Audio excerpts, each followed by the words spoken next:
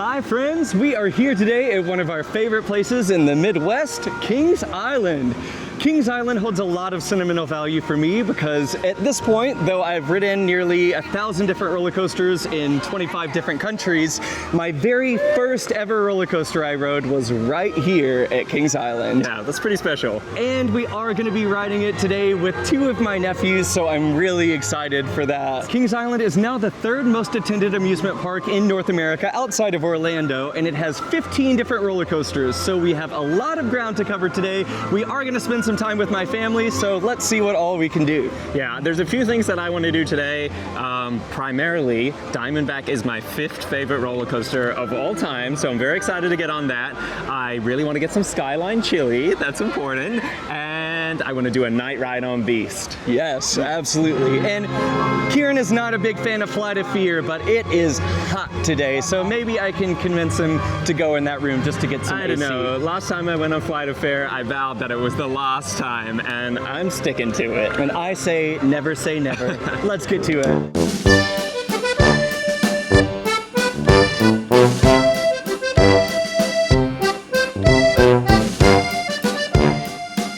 Kings Island is located in Mason, Ohio, which is about 30 minutes north of Cincinnati. And it was actually built back in 1972 as a replacement park for Cincinnati's Coney Island, which was built on the downtown riverbank and prone to flooding. So Taft Broadcasting put together this park, including this beautiful replica Eiffel Tower and International Street, which still welcomes visitors to this day, and it is absolutely gorgeous. Yeah. They take such great care of it. It's one of the better park entrances that I can think of. This International Street, the buildings are so well themed, and of course the fountains make things feel so alive, and there's so much going on. About half a decade ago, they raised International Street.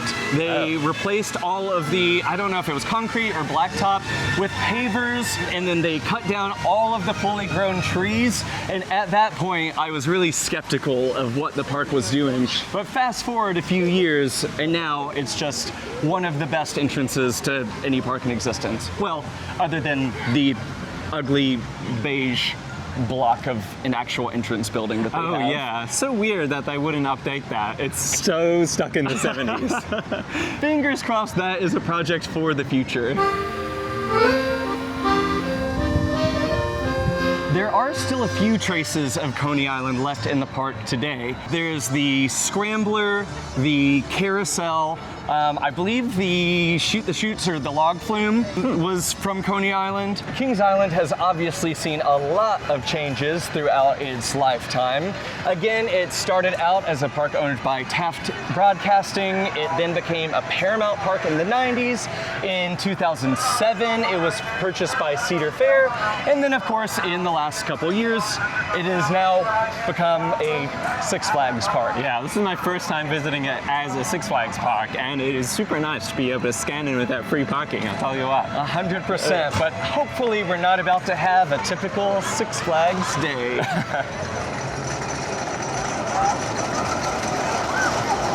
We are now headed into the area that was formerly known as X-Base. It was home to Firehawk, the now defunct Vekoma flying coaster, and of course Flight of Fear, the indoor launch coaster. But with the grand opening of Orion in 2020, Kings Island redid the area as Area 72. And when they did that, they added a lot of really fun themed elements. Back behind me there, you can see that car they added out front, a fun ode to what is to come. Over here, you can see all of the fun touches they've added to the Flight of Fear building to make it look like there's been some kind of, well, it's almost Stranger Things like there's been some kind of extraterrestrial opening or attack, and we're just not really supposed to be here. It's supposed to be off-limits, security only, but of course we got to break in because there's a Giga Coaster to ride. The only goods we're leaving with here today, 2 credits. Our plan was to start the day on Orion, but we got over here and it looks like they're experiencing a little bit of a downtime, so we're going to change tactics and do Flight of Fear instead. And when I say we, I mean Daniel, because I am sticking to my guns. I like everything about this ride leading up to the ride. It has some really excellent theming in there. But then when you get on, those big bulky over the shoulder restraints, and it's so tight and so janky, and Okay, well that's really interesting. Clearly, Kieran does not have the best memory, because even though this ride opened back in 1996 with over-the-shoulder restraints, in 2001 the over-the-shoulder restraints were removed and replaced with lap bars. So I guess we're good to go. Let's head in there and ride. Wait. I remember my head being slammed around. So whether it was the over-shoulder restraints or not doing it. To be fair, the coaster is a little rough for sure. With that said, people don't realize this, but Flight of Fear is a historic roller coaster. It was actually the first roller coaster in the world to launch riders with a magnetic launch. Oh. Yes, so you go from 0 to 54 miles per hour in 4 seconds, and it does it in such a fun, theatrical way. It shoots riders right out of the station, which most launch coasters don't do anymore, and then it takes your on-ride photo, so like the lights flash, which blinds you, and then you're thrust into this spaghetti bowl of track that's over 2,700 feet of track inside this teensy tiny little building. Traveling around, you traverse 4 inversions, you're going 54 miles per hour. I think it's like 72 feet tall. Yeah, it's a great ride. I think we should do it. All right, have fun. Bye. See you guys in See there. ya. Enjoy.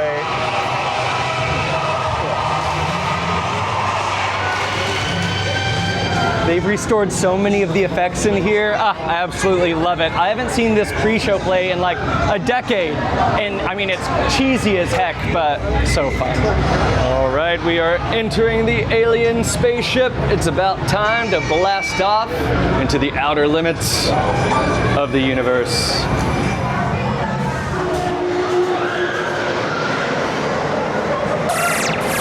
Okay, Daniel, how's your neck? You know, I could probably use a chiropractor, but it was worth it. The first few moments on that ride are some of the craziest on any roller coaster ever. Again, you launch out 0 to 54 miles per hour, and then suddenly you are thrust into this cobra roll where you twist upside down once, twice, into a sidewinder, you're flipped upside down a third time, but at this point you have no idea where you are because this is all happening in the dark. Then there's this section where you like come to a complete stop and then the whole structure shakes, and that's a little unnerving and is probably the reason why the ride is so rough. But then there's a couple other really fun moments, like you're turning to the left off the mid-course brake, left, turn left again, and then suddenly as you're diving downwards, you twist to the right suddenly, and it's such a fun transition. Then at the very end, it does this series of low to the ground turns where it's banking you up on your side and banking you up on your side, and then suddenly you do this corkscrew, and wow, it's just such a fun ride. Do I remember correctly that you hit the brakes super hard? You know, you do get a couple moments of the Heimlich maneuver, but fortunately, those non-over-the-shoulder restraint lap bars that allow you to not have headbanging keep you safe and secure. Okay. Looks like we are still out of luck with Orion being down, so time to go find something else to do. Let's head to Diamondback. Hey.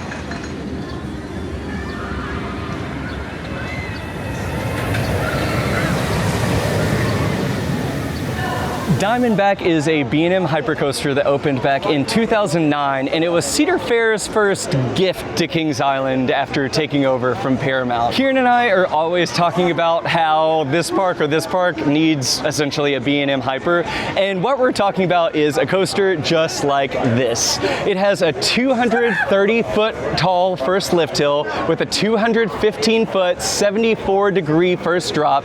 At the bottom, you reach 80 miles per hour, and then that's followed by 5 more drops that are over 100 feet tall. And I don't know how many coasters off the top of my head have 6 total drops over 100 feet, but I'm guessing not very many. This is one of my favorite coasters here, if not my favorite, along with Mystic Timbers. I know it's Kieran's favorite. We're going for the back row to get pulled over that drop, get some floater / ejector airtime. Here we go.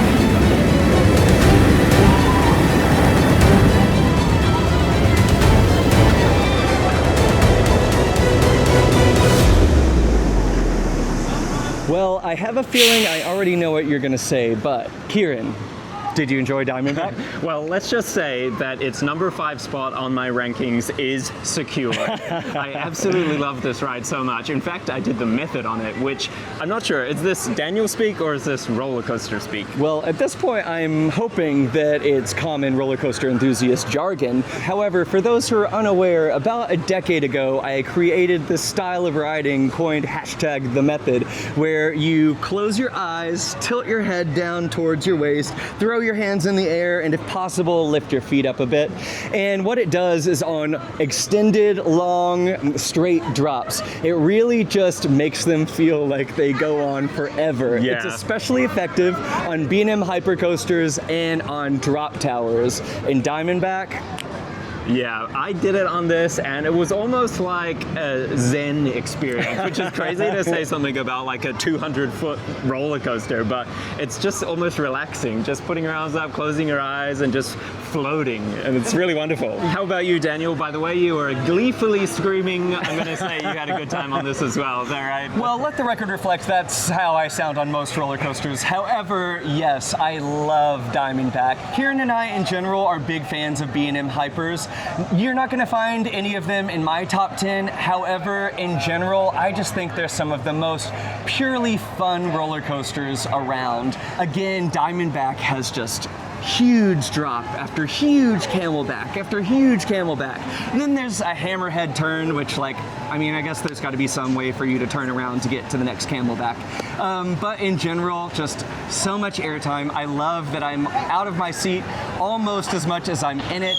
And again, a lot of the older B&M Hypers, think Apollo's Chariot, Nitro, Raging Bull, they have really fun, light floater airtime.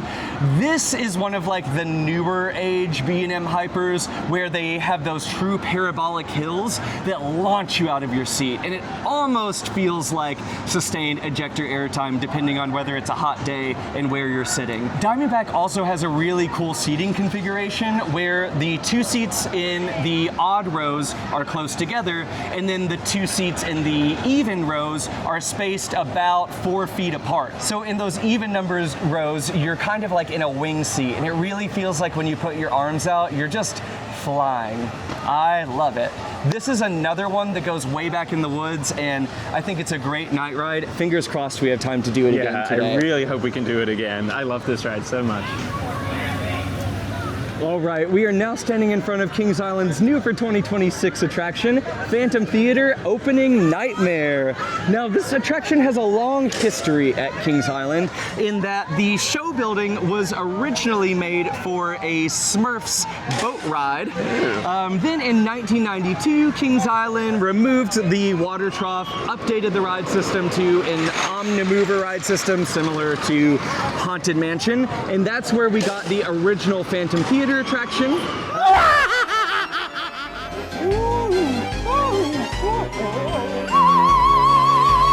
Step right in.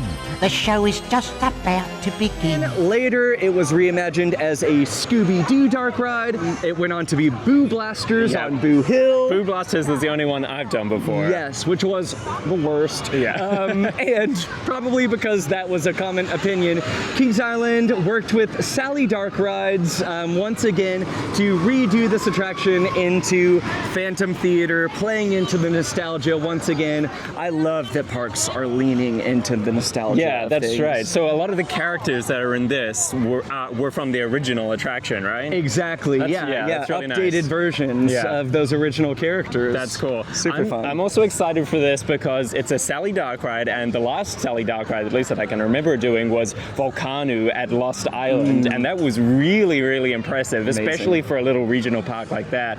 So if that's anything to go by, I think that this is going to be really good. Now, I do want to say I'm quite sure that Volcano was far and away the most expensive attraction at Lost Island. I feel after going to that park, they went all in on that dark ride. So maybe let's temper our expectations. Temper our expectations just a little bit for this, but I'm still really excited. Yeah, let's get in there and do it. Let's do it. Howdy, you. Welcome new Phantom Theatre usher staff. Are you glad? And torso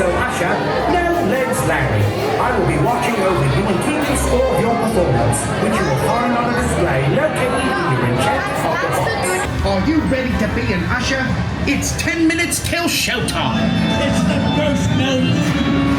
Ushers, we need your help. The dead's headlight. Shine your flashlights and send them back into the light organ.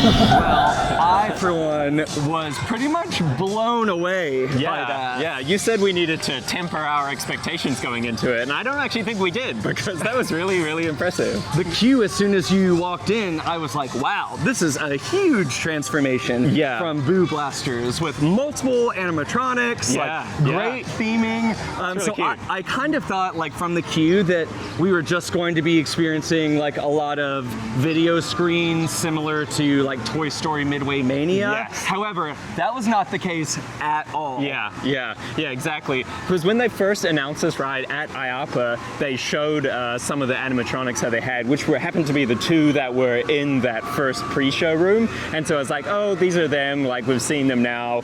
But actually inside, it's filled with animatronics. There are so many of them. I mean, like scene after scene after scene. Yeah. The whole thing was so fun. Yeah. And I love the concept of like hitting the ghost in the notes with the flashlights rather than shooting them with guns. Yeah, I like that too. I really think that this ride is going to stand the test of time. Like, this feels like it is a new Kings Island classic, and it's probably going to be here for another 50 years. It's that good. I just can't believe that we got so many fun animatronic characters in great sets that were fully fleshed out. Such a fun story. I laughed. I would absolutely do it again if it wasn't the most popular ride here today. Yeah, definitely.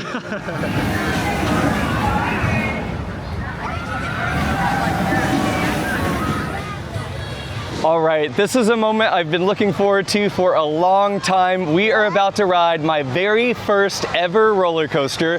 Back then it was called the Beastie. Now it's called Woodstock Express. It's a 1972 John C. Allen wooden junior roller coaster. And today I'm gonna be riding it with my 3-year-old nephew Brady and my 7-year-old nephew Grayson. Guys, are you guys ready to ride? Yes. Look that way. Yeah, that's coaster enthusiasm right there.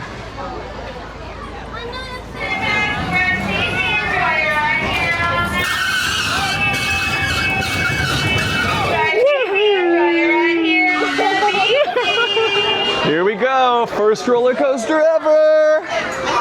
Here, let's go. Hold on to the bar.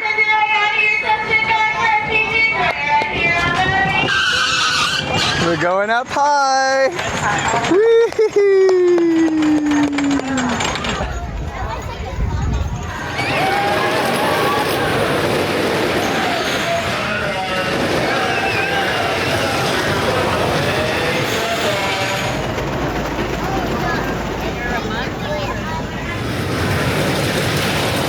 Was that fun? Wave at Uncle Kieran. They are required.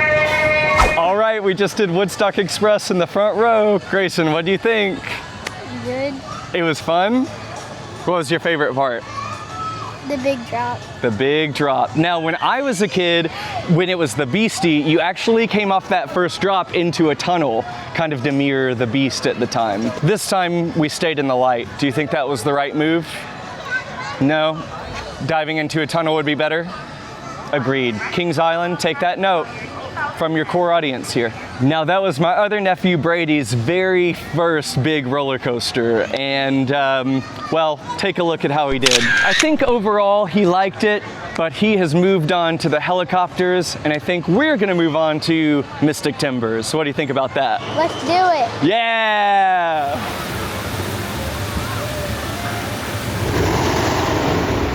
Next up is, on a good day, my favorite coaster in the park, Mystic Timbers. I'm kind of surprised you say that actually, because it doesn't rate for me all that much. Like, it's good, it's fun, there's some good airtime, and it's like a thrilling GCI, but like, I don't know, it's just okay. It's just okay.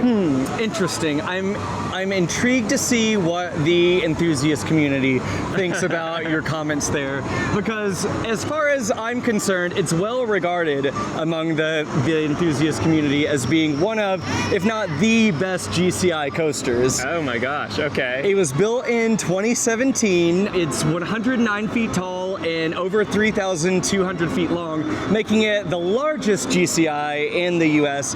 And it has a fun out and back / twister layout all through the backwoods. It goes over the park's Whitewater Canyon Intamin's Rapids ride, which is super fun. Another great night ride. And yeah, for me, it's just like fantastically paced. Yeah, I love that it comes with a good theme as well. Like the what's in the shed thing at the end is a lot of fun. The exterior, the queue is well done. So that gets points for me for sure. Well, let's go give it a ride. Let's see how it's running, and we'll see if your opinion changes at all today. Okay, let's do it.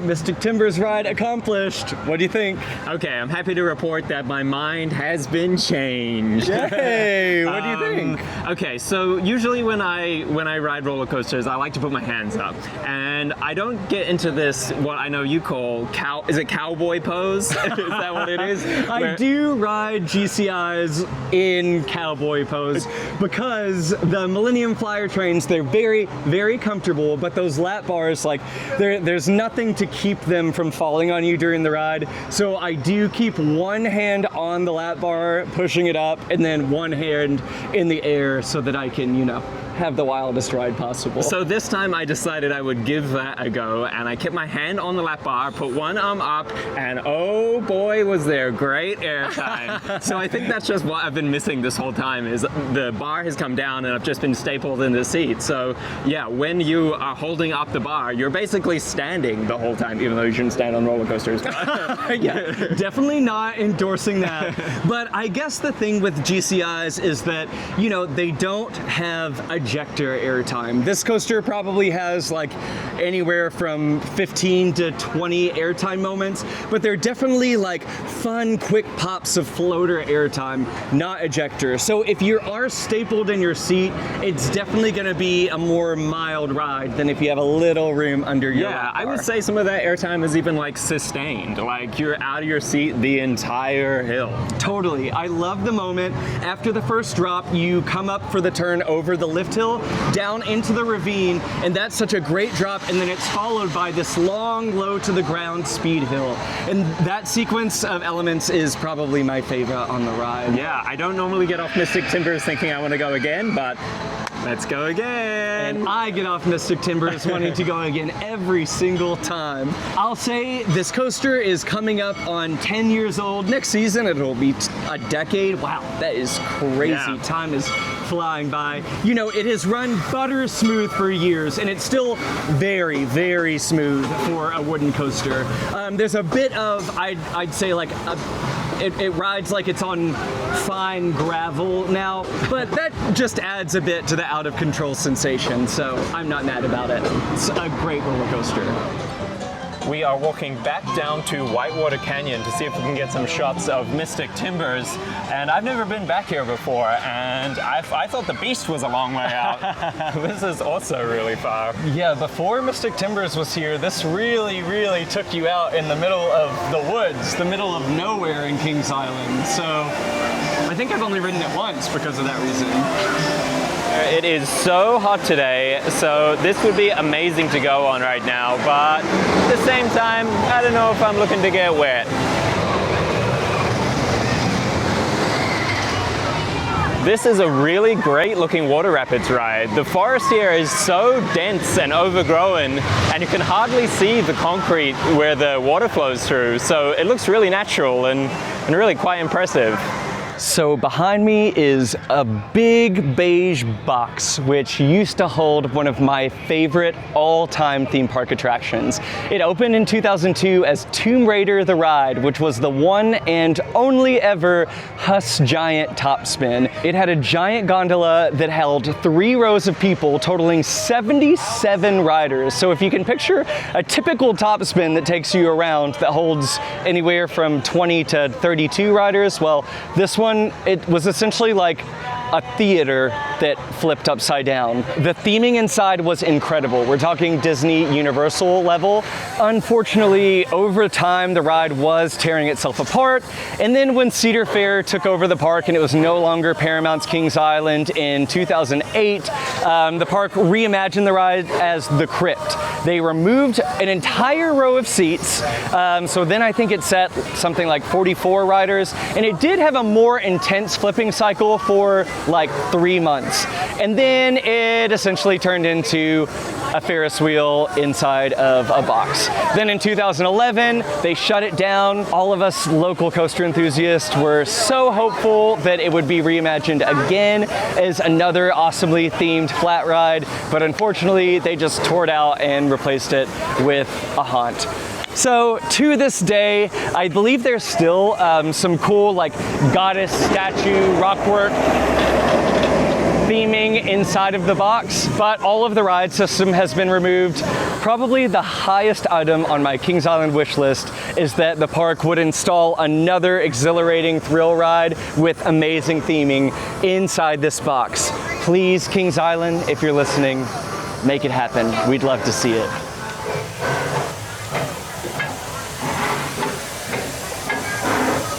The all-season drinks pass was about $36 for the entire season, and it allows you to get a soda every 15 minutes, and it is honestly a lifesaver.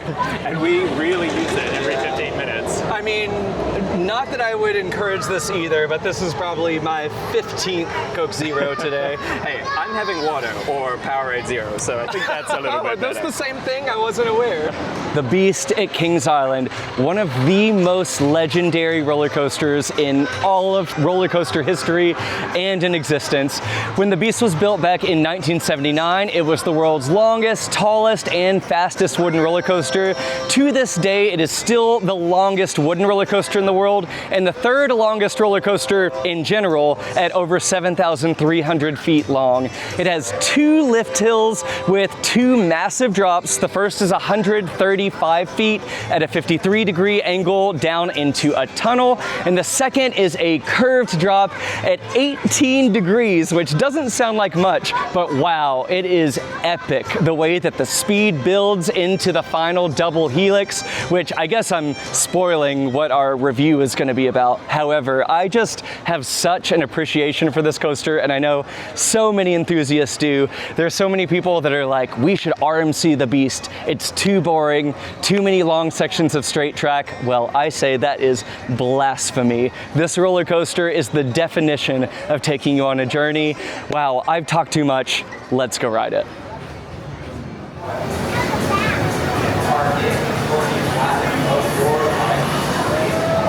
You're gonna go up now, what? But 2 lift hills.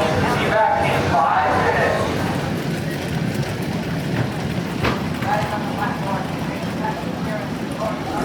We just got off our first daytime ride on the Beast, and while I love it, it is great. It's even better at night, of course.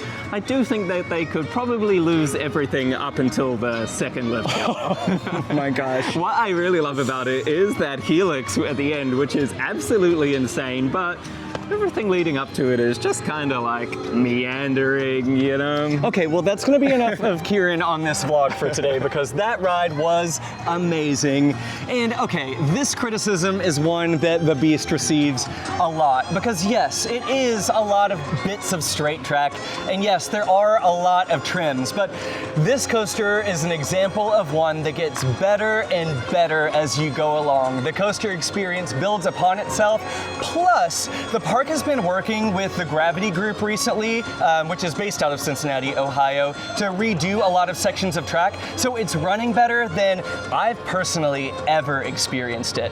A couple years ago, they redid the first drop. They added some degrees of steepness. I really need to work on my vocabulary. But anyway, they made the drop steeper, so it is now 53 degrees, so you get more airtime sitting in the back over the drop than you ever had. The trim is still there, so you slow down just a little bit, but then pick up speed as you dive into that tiny opening in the tunnel at the bottom, and then you soar around the first curve. You fly over the second hill, which before there was a trim that really slowed you down. Now you get legitimate airtime over that hill. You dive into the valley, rise up again, and before it evened out and then you turned into the first brake shed, now you crest over that hill, drop down a bit, so again, another moment of uplift forces, and then you enter the first brake shed, which, yes, that's always gonna be there. Enthusiasts, get over it, but then you pick up speed again as you enter the second tunnel, which is the longest on the ride. In there, everyone is screaming. The wheels are screeching around those turns as the steel wheels are grinding on the steel track. And then you're just diving deeper and deeper and deeper into the valley until you fly up, halfway up the second lift hill. And then as you are cresting that second lift and you turn down the second large drop, which is the largest drop on the ride. The Gravity Group just redid this as well, so it used to bounce around that turn, now perfectly smooth, and then you just pick up speed as you dive towards that final double helix finale. You hit that turn, slams you to the side, you enter the darkness, and I mean, you're just screaming around those turns. I'm screaming, the ride's screaming, everyone's screaming. Such a great way to end a 5-minute ride, the world's longest wooden roller coaster. Personally, I wouldn't have it any other way. Okay, let me check one thing though. Do you still have all your fingers? Okay, because I noticed you had your hands up in the tunnel, and I feel like I have seen people or heard people like hit their hands on that tunnel, so be careful. I'd say that reach envelope is grandfathered in, so I would recommend, I'd recommend raising your hands because duh, and I would recommend pulling them down just a little bit. If you're on the left side of the train as you're entering the tunnel, 10 out of 10. Can't wait to come back and ride it at night. Yes. All right, time for Kieran's most anticipated activity of the day. Skyline chili. This is actually the only place I've ever had skyline chili, so I don't know if it's like authentic skyline chili or not, but regardless, the amount of cheese that they put on the top of this thing, you cannot go wrong, and it is a must every time that I'm in Cincinnati, so lunchtime, let's do it. All right, the skyline chili has been acquired. I promise that there is chili under all this mountain of cheese. I got the hot dogs, Daniel got like the original chili with the spaghetti. You excited to eat that, Daniel? I am so excited. I have 2 forks here. Both this chili and this chili dog are for me. All that cheese may have taken 5 days off my life, but I think it was worth it. Hated it. So here's a surprise for the day. Apparently, Backlot Stunt Coaster has been renamed to Queen City Stunt Coaster, which is the 3rd iteration of this ride because it originally opened back in 2005 as Italian Job Stunt Coaster. And let me tell you, when I was 12 years old, Mark Wahlberg and Charlize Theron were pretty much the 2 most beautiful people in the entire world. Combine that with some fun little multicolored Mini Coopers. In this ride, I was all about it. There's a few things going on here. This is a family coaster built by Premier. It has multiple launches, I believe a top speed of 40 miles per hour into a double helix, and that is an intense double helix. In fact, Kieran might not ride this because it causes him to black out. It causes me to black out, but I like it, he doesn't. Then you go into this show scene, which is pretty fun. There used to be a fire effect coming off of like a helicopter explosion. Not sure if that's still there. Guess we're about to ride it and find out. We've been in the Midwest for about 2 days now, and boy, is it hot. Oh my gosh, the humidity, it's just like nothing else. It's not like LA at all. And that double helix usually makes me gray out at the best of times, let alone when it's 90 degrees and humid. So yeah, I'm gonna sit this one out.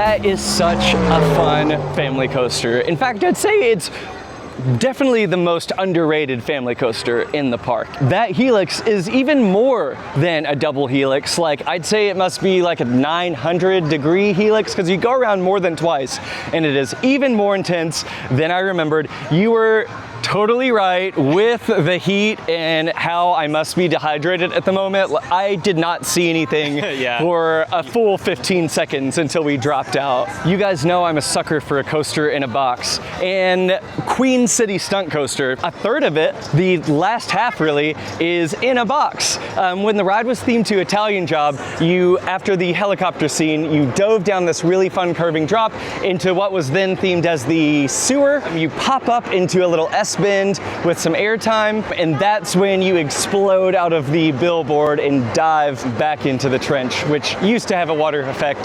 That is long gone. But the ride, yeah, I just think that is an absolute blast. I'm glad that they have kept it around. And there are 3 iterations of this ride around the world. There's another one at Canada's Wonderland, and then a third at King's Dominion. And I believe that Kings Island, to no one's surprise, has upkept theirs the most. So kudos to you, Kings Island.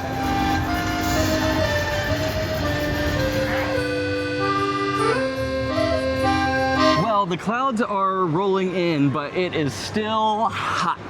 Yes, I feel like I look wet in this shirt. Since there's a chance of rain in the forecast, it has been a little lighter on crowds today. We haven't waited longer than 30 minutes for anything so far, so fingers crossed that lines stay that short. With that said, we are now entering into the action zone, which is the last part of Kings Island that hasn't really been beautified or changed much at all since the Paramount days. I mean, other than the addition of Banshee. But it's typically one of the most crowded parts of the park. Lots of concrete. It would be great to see the park redo this section in the coming years. Time for us to make that 10-mile hike, 2-day journey. We're probably going to make base camp halfway and go for the coaster in the morning. All that to say that it is a long way to get out to the Bat, but that is exactly what we are about to do. The Bat. The ride we're riding is the Bat, which is one of the last 5 remaining aero-suspended coasters. And I'm proud to say I have ridden all 5. The Bat is a terrain aero-suspended coaster, which is really interesting that it has a terrain layout, considering it's actually a clone of Vortex at Canada's Wonderland, which came first and was built onto Wonder Mountain. As Kieran said, it takes a long time to get back here, which is what makes it a little bittersweet that the ride feels so short. I mean, it's a quick ride. You're going 51 miles per hour, but it's only 2,300 feet long. With that said, from memory, Bat makes really good use of its ride length. It is well paced. The swinging, especially in the back, is quite extreme. It has a fun, straight first drop. I'm excited to get back there and do it. Yeah, me too. Let's go do it. Welcome back, riders. How's that ride? If you love rides, there's lots of power. Maybe after this, go check out Drop Tower. Bye.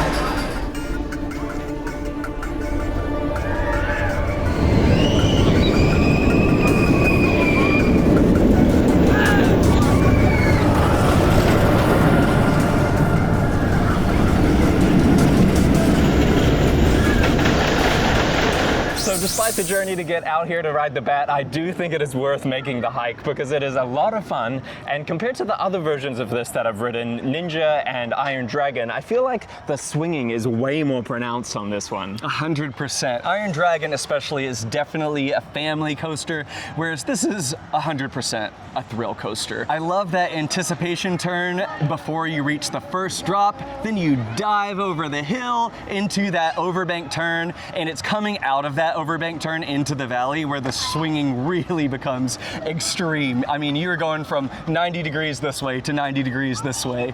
Then there is some fast, forceful helixes back there in the woods. Before you know it, the ride's over. But I just love how you slam into the brakes and the cars are still swinging. Yeah, it'd be kind of cool to see a well, it was made by Arrow, right? I was gonna say Arrow make a modern version of this, but Arrow doesn't exist anymore.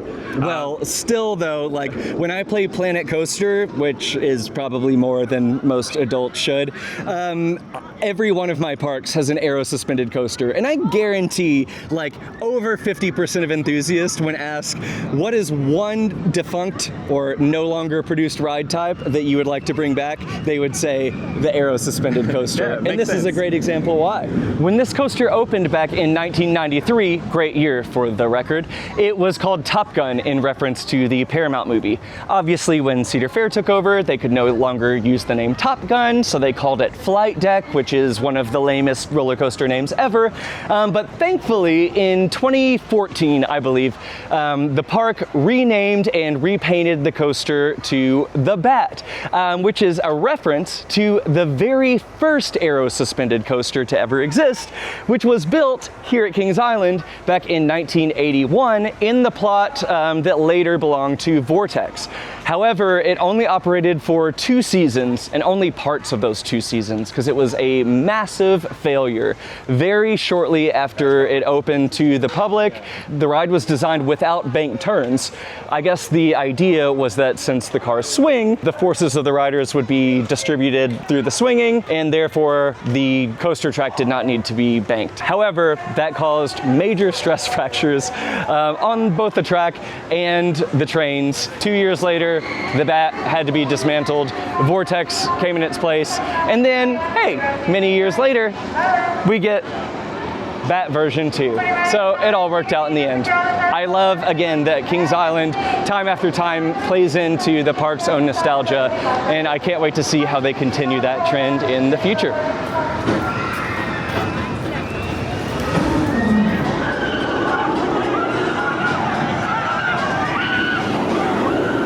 Banshee is a B&M inverted coaster that opened back in 2014. And fun fact, I actually stood in this exact spot in 2013 and watched as Kings Island announced that Banshee was debuting. It was this really cool video. It was like the destruction of Son of Beast and the rise of Banshee as the world's longest inverted coaster. It's over 4,100 feet long with 7 inversions. It's almost 3 minutes long, and it has this really awesome 150-foot drop. It's very steep with a 180-degree twist.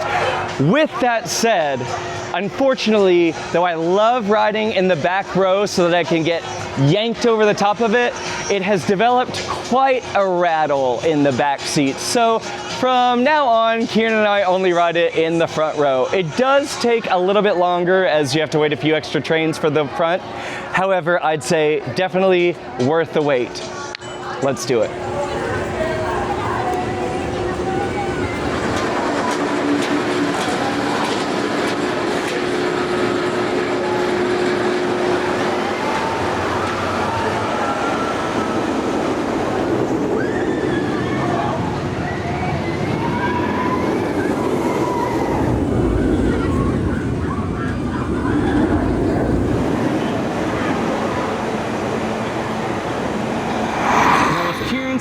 Photo is any indication, he absolutely loved it. Is that right, Kieran? Does it look like I'm asleep? I actually really didn't mind it.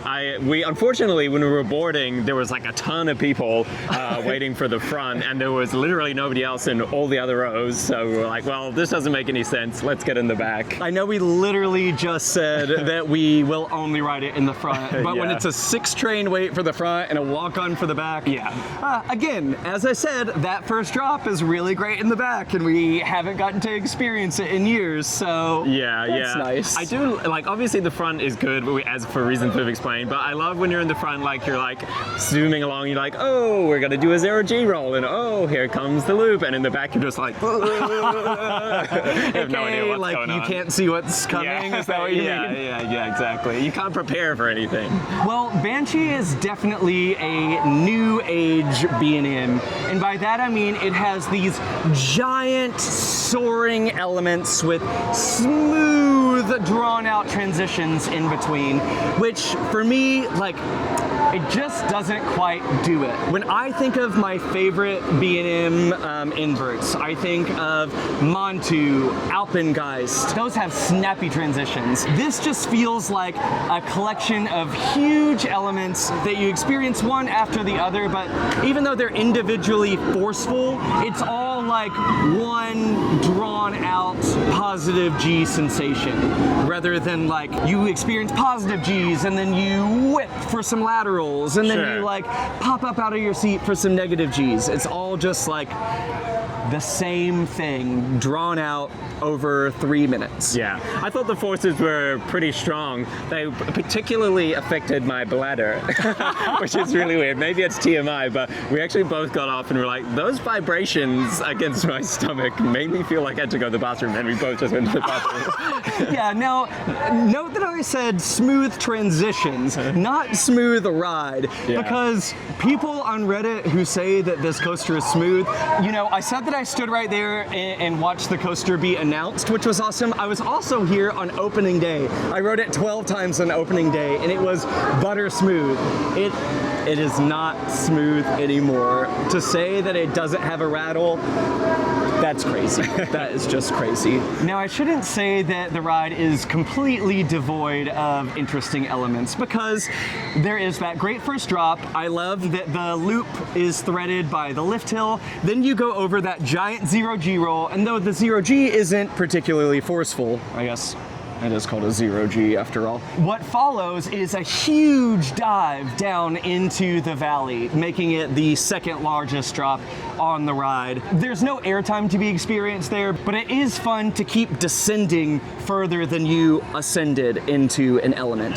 Then at the end, there is this unique inline twist. Most B&M inverts have corkscrews. This does not have a corkscrew. It only has a, like it's called, inline twist, where you stay in line and the train rotates you upside down for a really cool moment of hang time. So I guess there's more than just positive Gs, but overall, lots of positive Gs. So I feel like this blue ice cream is a thing, right? 100% a thing. I've never had it before, and I'm feeling like today might be the day for the blue ice cream. Does it have a flavor? Like, what is it blue raspberry? I think, gosh, I want to say that it is blueberry flavored. With that said, I have to tell you, I know lots of people are fans of it. I try it once every 3 years or so because, you know, it is such a fad, but it always makes me feel a little nauseous after. So, not quite for me. I get it if you love it. So I think you should get it, Kieran. You're saying the 200-foot roller coasters don't make you feel nauseous, but the ice cream does. Interesting. You know, I haven't dissected the science of it, but that is correct. You've trained your body for many years. Exactly. Can I get a cup of the blue ice cream? All right, Kieran, what's the verdict on the blue ice cream? I actually like it a lot. It is blueberry flavored, and it has this kind of like light, almost marshmallowy kind of vibe after the flavor. Yeah, I really like it. I think it's good. Yeah, I think the marshmallowy part is what usually makes me feel sick. Right. Well, we're heading to Orion, so maybe I'll throw it up over there. Oh, you're gonna be so skinny by the time we leave this park? Okay, actually, I just tried a bite of the blue ice cream, and it's tastier than I remember. Let's go get nauseous. So after anticipating Orion to be our first ride of the day, it has now ended up being probably the last ride of the day, aside from the Beast Night ride.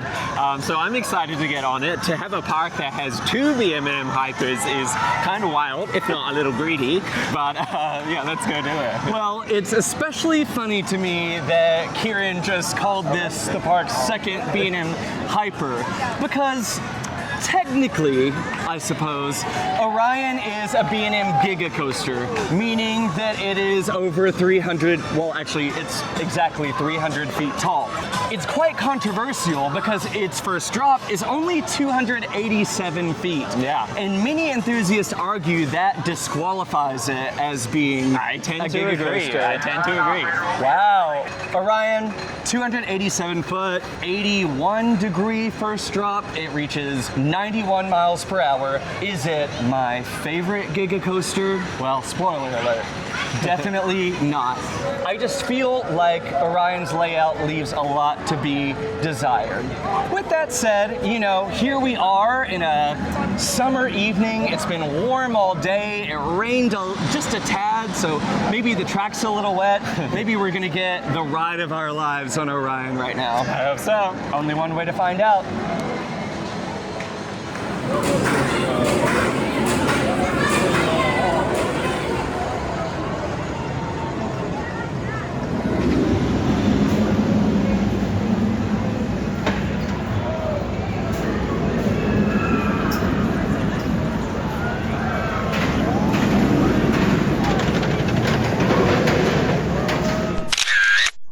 Pleased to report that the blue ice cream did in fact stay down. And the blue roller coaster was a good time. Honestly, that was probably my favorite ride I've ever had on Orion. To be fair, it's probably the closest I've ever gotten to a night ride on Orion, but it was flying tonight. After a really warm day, that thing was speeding through the layout. I also did the method on that 287-foot first drop, which was amazing. Felt like I was just free falling through the air. And then you go through these two giant sweeping elements, which in my opinion are like the reason people don't think Orion is a top tier coaster. Just because they're a little like slow and a little forceless? Well, it's like, you know, people call it a wave turn, but like when I think of a wave turn, I think of like an element that has a peak at the top where it pops you out of your seat. This is just like a huge banked turn, and then the turnaround is another big banked turn. Like Fury goes straight from its giant drop into, yes, a large turn, but then a series of low to the ground quick transition elements that are constantly popping you out of your seat, whereas the first 30 seconds of Orion are just, yeah, big and kind of boring. But then you go into a speed hill, which has great airtime. Again, it was flying over that thing tonight. And then you go into a large camelback. It does have a trim, wasn't hitting as hard as I remember it, so that's nice.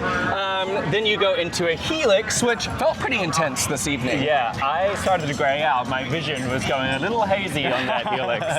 And then you pop up into one more turn, you drop down like 40 feet, even though the hill is over 100 feet in the air, and then you pop into the brakes and it's over. I just want more from Orion. I think that's what all of our criticism is. Like, yeah, I keep saying it, Fury 325, but that's because it's a B&M Giga Coaster at a Cedar Fair park that opened years earlier. So the team at B&M and the team with Cedar Fair like have ridden the ultimate Giga Coaster, and like they had the opportunity and plenty of space to execute out of this world Giga Coaster, and they just, well, they gave us Orion.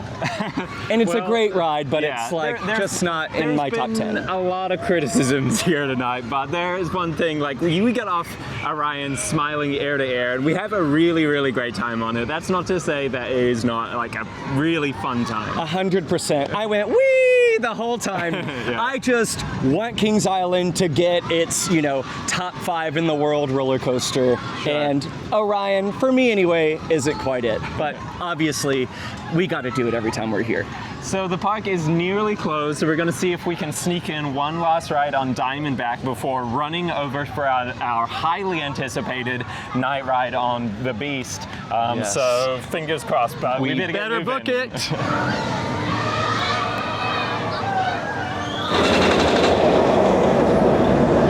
We speed walked over here to Diamondback, but unfortunately the line looks like it might be a bit too long to risk it.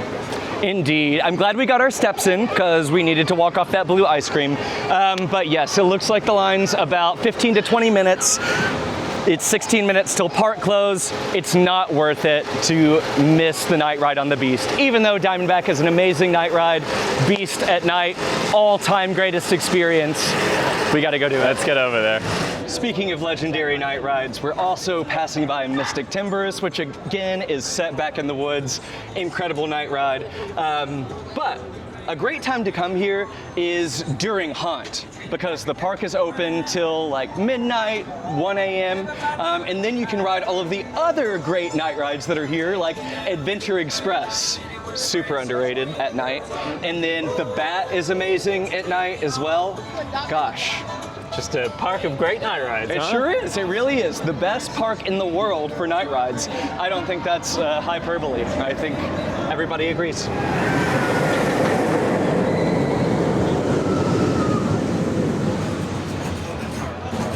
It's almost like people have heard that the Beast is a legendary night ride. So we've been waiting about 30 minutes for our night ride on the Beast, and the line is moving. We're ready to go. Woo! With that said, just so everyone knows how this works. So, thankfully, they leave the line open for all rides here at Kings Island until right at 10 o'clock, park close. But the Beast is a special case where, because the fireworks and drone show happen right over the ride layout, essentially, they have to stop operations on the Beast around 9:20, 9:30 p.m. Then the fireworks happen. Then you've got to wait for the ride to be cleared, which tonight took about 30, 35 minutes. But now the line's moving, and we're so excited! How many? Two. Two? You guys are gonna go to row 8. Oh, we can get you row 15 if Thank that's good. you. 14 is gonna be the closest to the row 17 experience, though. If How you about want it. let's go 14, 14? please. I got you. Thank you. The fun thing about doing these night rides where it is like well after park close is that it's just full of people who are very excited to be here. Yeah, it is the most enthusiastic crowd that you will see at a modern day theme park. Yeah, for this sure. ride during the day is a 5-minute wait, but we just waited 42 minutes. So, you And know. so did all the rest of these Yeah, people. exactly. We're hyped to be here.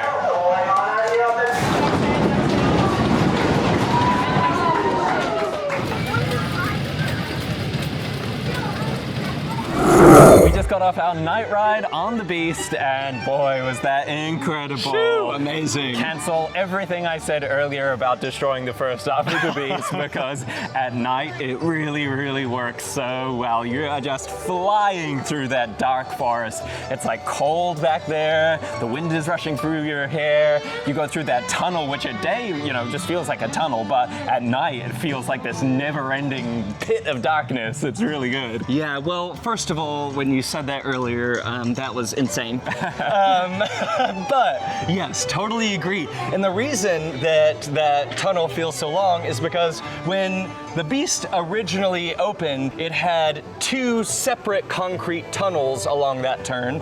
And then later on, they enclosed the middle portion with a wooden tunnel. So during the day, there are some slats of wood missing, so light is piercing through. Right. However, at night, that doesn't matter. It's just pitch black for a full 20 seconds as the trains are screaming through it.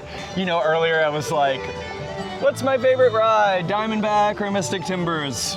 Neither of those. It's the Beast at night, obviously. This is one of the most incredible roller coaster experiences in existence. And I've ridden a lot of roller coasters, so I feel qualified to say that. Yeah, I tend to agree with that. Like, there is a reason that they keep it open after the park closes for people to be able to experience it at night, because yeah, it's really something very special. When you're coming down off of that second lift, down the 141-foot drop, approaching that final double helix, and reaching that top speed of 65 miles per hour, which there's no way it doesn't go faster than that at night, right? Like, it's just crazy. I mean, that is just the pinnacle of roller coaster experiences. Amazing. Yeah, it's so loud in that tunnel, and the whole structure is roaring around you.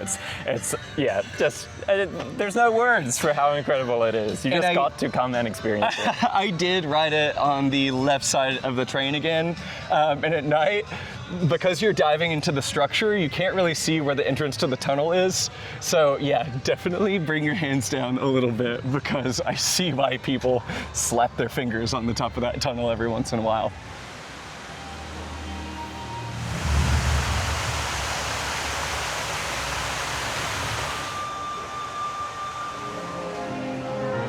Well, that wraps up our latest visit to Kings Island. We are not going to talk anymore about that Beast Night ride, even though it was incredible. Kieran, other than that, what were your favorite parts of the day? Okay, so the redo of Boo Blasters was like a huge surprise to Yes. Haunted Mansion, Phantom Theater opening nightmare. Amazing. Yeah, agreed. really, really good. Of course, getting on my favorite Diamondback, incredible. I had a good time on Orion today. Yeah, and I'm not allowed to mention that ride on the Beast, but Okay, let's just make a suggestion right out the gate. Like, can we please just shift the hours of Kings Island to 12 p.m. to 12 a.m. so we can get an extra couple hours of night rides in? Yeah. This is like, once again, the best night ride park in the world. Yeah. And yeah, that night ride on, or the evening ride on Orion was awesome. yeah. It slightly changed my opinion of it, I would say. interesting. Just in general, it was a pretty light crowd day, which was amazing to experience. This park is always busy. Yeah, in the early part of the day, we had like 5-minute waits on basically everything. It got a little busier in the evening, but yeah, good day. But despite the low crowds, they still had all the trains running on all the coasters. This is the best operated park in the Six Flags / Cedar Fair chain. Yeah, definitely. It really feels like that too. Like you go to, Knott's Berry Farm and they're wanting run one train on Ghost Rider, like here they've just got it down and it like makes you want to come back. Now, as far as the ride lineup goes, we were having a great conversation with some people in that Beast Night ride queue. There it is again. And this park has a great top 4, let's call it. So we have Diamondback, Mystic Timbers, Orion, the Beast. Anyone could make a logical argument that any of those 4 coasters is the best one here. And they're all world-class rides, like undeniable. Yeah. With that said, Kings Island is really missing that one truly standout, like top 10 coaster in the world attraction. Like it doesn't have the Steel Vengeance or the Sky Rush or the El Toro to top off its lineup. But what it does have is a giant plot of land where Vortex used to sit. Yeah. That we could fill with an extreme, modern Vekoma multi-launch coaster and or Mach Extreme spinner. Yeah. Kings Island, are you listening? That would really give Cedar Point a run for their money. These 2 Ohio theme parks, they're lucky here that they have Ohioan enthusiasts, like, they have got it made for sure. Yeah. This park is so well taken care of, great landscaping everywhere. Again, such a great entrance plaza that just sets the tone for the visit. Yeah.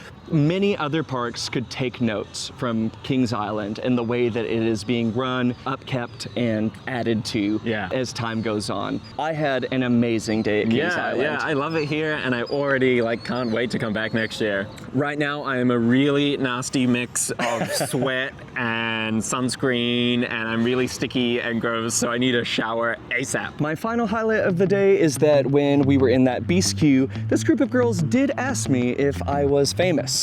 To which I said, definitely not. But if you guys enjoyed this video, please like, subscribe, and comment. We'll definitely respond, and maybe someday we can get that way. Our next stop on this trip is going to be Kentucky Kingdom. Yes. Which will be a first time for me. Yes, and it's my former home park, along with Holiday World. It's just about a 2-hour drive south of here. We're gonna hit it bright and early in the morning, and we hope to see you guys there. See you then. Bye. When you go to a theme park with Daniel Brewington, you get pretty used to being the very last car in the parking lot. It's a lifestyle.